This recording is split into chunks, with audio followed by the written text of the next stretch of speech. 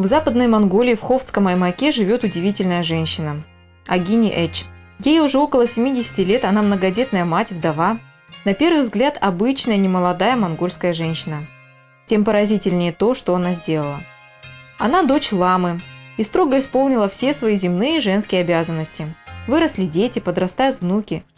Но, видимо, это было лишь частью ее жизненных задач. Агини мало рассказывала о себе, но скупо упомянула о том, что ей было дано внутреннее указание – построить храмовый комплекс Амглан Кудзеч Майдрын Гагиин Хит, посвященный идущему Майтрея, Будде будущего.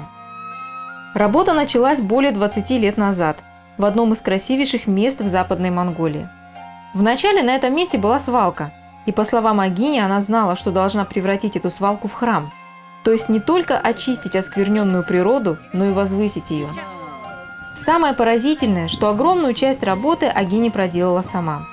Строила, убирала мусор, сажала деревья. Не будучи архитектором, рисовала проекты зданий.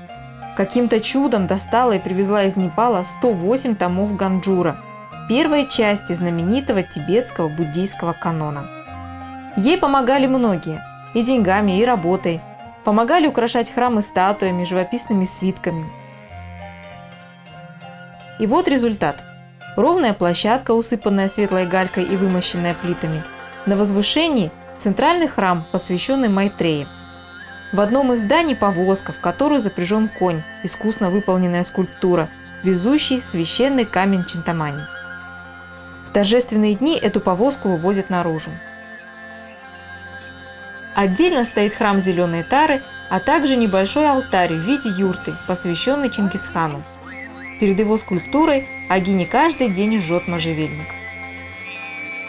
Сюда приходят паломники, получая мощный духовный заряд не только от священных текстов и скульптур, но и от личности основательницы.